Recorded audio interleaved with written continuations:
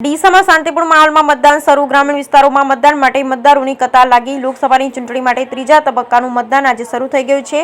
બનાસકાંઠા લોકસભા બેઠકોની ડીસા વિધાનસભામાં પણ ચુસ્ત પોલીસ બંદોબસ્ત વચ્ચે મતદાન કરવા સવારથી જ મતદારોની લાંબી કતારો લાગી ગઈ હતી।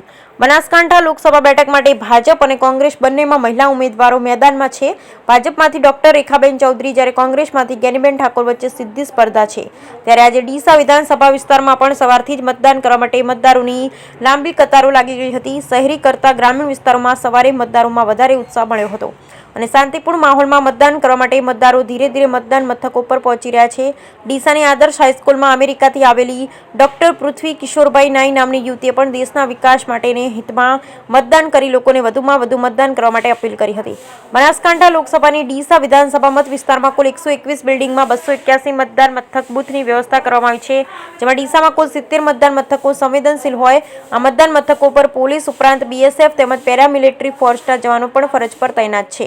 બનાસકાંઠા લોકસભાની ડીસા વિધાનસભા ક્ષેત્રમાં કુલ 2,94,382 મતદારો નોંધાયેલ છે, જેમાં 1,54,097 પુરુષ મતદારો, 1,45,278 મહિલા મતદારો તેમજ 7 મતદાર થર્ડ જેન્ડરમાં નોંધાયેલ છે।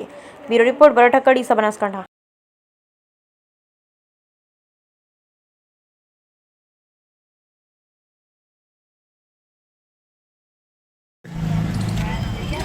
શું નામ છે તમારું? પૃથ્વી। પૃથ્વી, કઈ કન્ટ્રીમાંથી તમે આવી રહ્યા છો? યુએસથી આવે છે। યુએસએ। અચ્છા, ત્યાંથી તમને આવવાનો અહીંયા કેટલો ખર્ચો લાગ્યો? અરાઉન્ડ 3 લાખ રિટર્ન ટિકિટ સાથે। અચ્છા અચ્છા, અને અહીંયા તમે જે વોટિંગ કરવા આવી રહ્યા છો તે શું હેતુથી આવ્યા છો?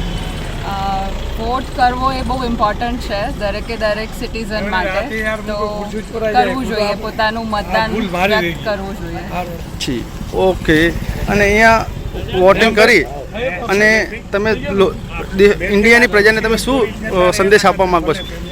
દરેક માણસે મતદાન કરવું જોઈએ, એનાથી દેશનો વિકાસ સારો થઈ શકે છે અને પ્રગતિ પણ થઈ શકે છે દેશની। એટલે મોદી સાહેબ આપણા માટે રાજદારો ઉજાગરા કરે છે। આજે લોકશાહીના સૌથી મોટા પર્વ ચૂંટણીની અંદર લોકસભા 2024ના આજે મેં ડીસાની અંદર મતદાન કર્યું છે। જે રીતે લોકોમાં ઉત્સાહ દેખાઈ રહ્યો છે એ રીતે હું ચોક્કસપણે કહી શકું છું કે ગુજરાતની 25 સીટો આવી રહી છે અને બનાસકાંઠા લોકસભા ભારતીય જનતા પાર્ટી જીતી રહ્યું છે। લોકોનો જે ઉત્સાહ અને ઉમંગ છે એ જોતાં અમે ચોક્કસ કહી શકીએ છીએ કે ભારતીય જનતા પાર્ટી જીતી રહી છે।